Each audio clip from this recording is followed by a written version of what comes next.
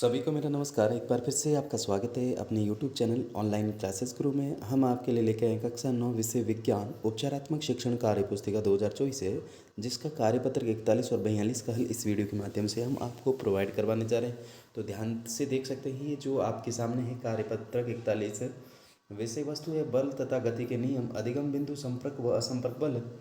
प्रश्न पहला है, निम्न वस्तुओं के उनके वजन के आधार पर 1 से 5 तक अंक देने हमें।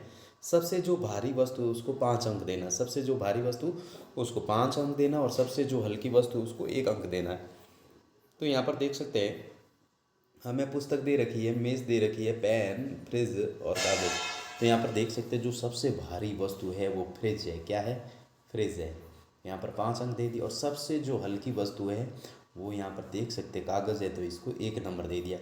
फिर कागज़ के बाद आप देख सकते हैं जो पेन है, इसके बाद हल्का है तो 2 नंबर दे दिया।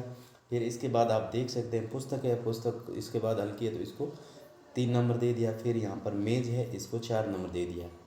नेक्स्ट देखिएगा, नेक्स्ट जो प्रश्न है, निम्न में से किस वस्तु की अवस्था एक स्थान से दूसरे स्थान में परिवर्तन हम आसानी से कर सकते हैं? सही का चिन्ह लगाइए। क्या आप दिए गए निष्कर्ष से सहमत है?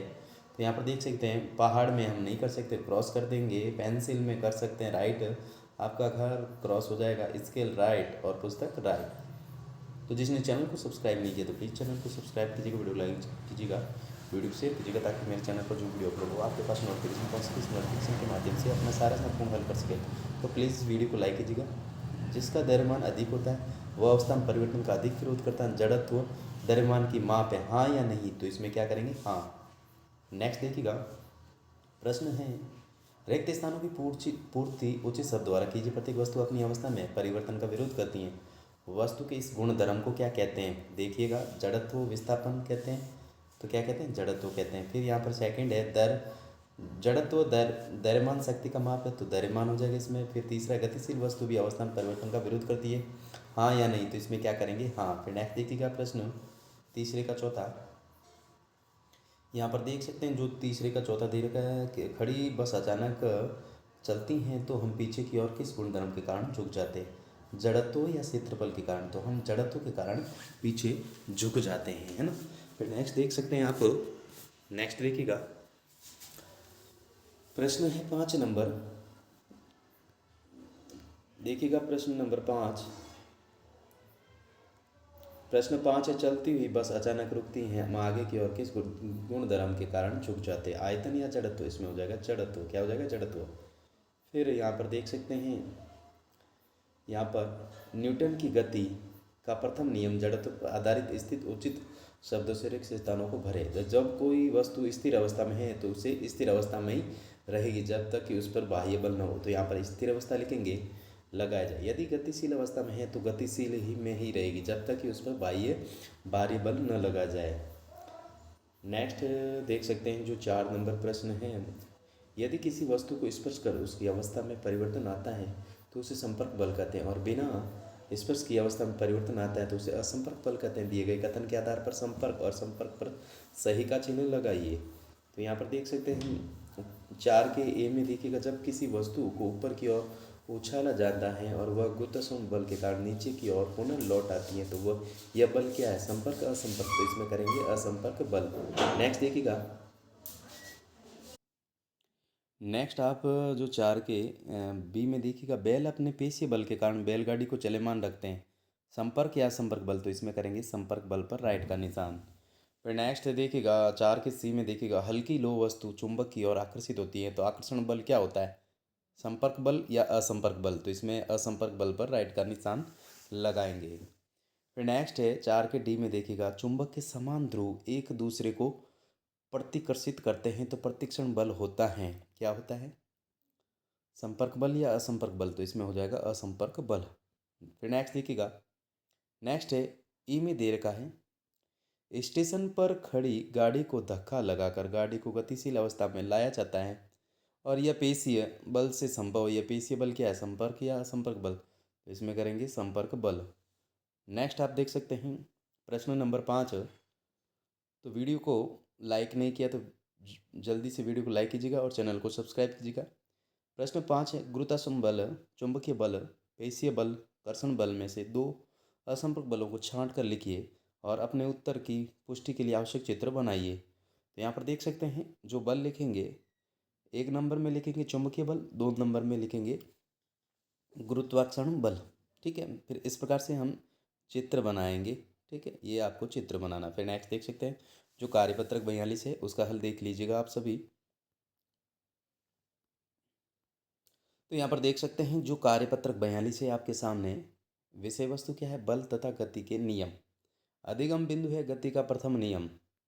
तो प्रश्न पहला है इस प्रकार से, जड़त्व से आप क्या समझते हैं। जो जड़त्व है उससे आप क्या समझते हैं, यानी जड़त्व का अर्थ हमें बताना है। तो किसी वस्तु का वह गुण, किसी वस्तु का वह गुण जो उसकी गति की अवस्था में ही, उसकी गति की अवस्था में किसी भी प्रकार के परिवर्तन का विरोध करता है। किसी भी अवस्था में किसी भी प्रकार के परिवर्तन, कोई भी प्रकार है उसका विरोध करता है, जड़त्व कहलाता है। विरोध करता है वह क्या कहलाता है, जड़त्व कहलाता है। ठीक है, नेक्स्ट देखिएगा प्रश्न 2 है, गति के प्रथम नियम की परिभाषा लिखिए। गति का जो प्रथम नियम है उसकी हमें परिभाषा लिखनी है। तो गति का जो प्रथम नियम जिसे जड़त्व का नियम भी कहा जाता है, ब्रैकेट्स में लिख दिया है, के अनुसार एक स्थिर वस्तु स्थिर अवस्था में ही रहती है। एक जो स्थिर वस्तु है, इस जो गति का नियम है प्रथम नियम, इसमें क्या है कि एक जो स्थिर वस्तु वो स्थिर अवस्था में ही रहती है, और गतिमान वस्तु स्थिर गति, गतिमान वस्तु वो स्थिर गति और एक सीधी रेखा में गति करती हैं। गतिमान जो वस्तु एक स्थिर गति और एक सीधी रेखा में गति करती हैं जब तक कि उस पर असंतुलित बल न लगाया जाए। जब तक कि उस पर असंतुलित बल न लगाया जाए, इसका ये करेंगे। फिर नेक्स्ट देखिएगा प्रश्न नंबर 3, दिए गए चित्र में सिक्के के गिलास में गिरने का कारण स्पष्ट कीजिए। दिया गया जो चित्र है इसमें दो गिलास हैं। आप चित्र 2 दे रखे हैं, यहाँ पर देख सकते हैं चित्र 2, एक गिलास है, इसके ऊपर एक गत्ता लगा रखा है और इसके ऊपर सिक्का है। ये और यहाँ पर देख सकते हैं जब गत्ते को हटाया जाता सिक्का अंदर गिर जाता। तो दिए गए चित्र में सिक्के के गिलास में गिरने का कारण, जो चित्र है उसमें गिलास दे रखी है, उसमें जो सिक्का है वो गिलास में गिर जाता है, उसका क्या कारण है, क्यों गिरता है वो बताना। तो गिलास पर रखे गत्ते को एकदम हटाने की वजह से गत्ता, जब गिलास पर जो गत्ता लगा हो एकदम हम उसे हटा देते हैं तो गत्ता गति की अवस्था में आ जाता है। गत्ता क्या है, गति की अवस्था में आ जाता है, लेकिन सिक्का है जो स्थिर अवस्था में रहता है।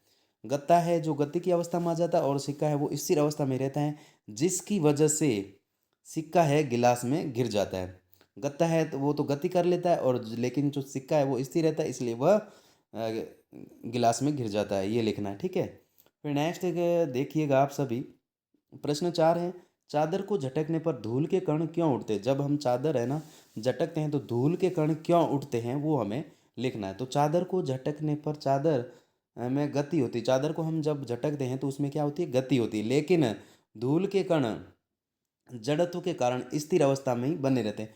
जो धूल के कण हैं वो जड़त्व के कारण स्थिर अवस्था में ही बने रहते हैं, अतः चादर से अलग धूल के कण उड़ते दिखाई देते हैं। ठीक है, ये उत्तर लिखना है। फिर देखिएगा, किसी पेड़ की शाखा को तीव्रता से हिलाने पर कुछ पत्तियां गिर जाती हैं, ऐसा क्यों होता है।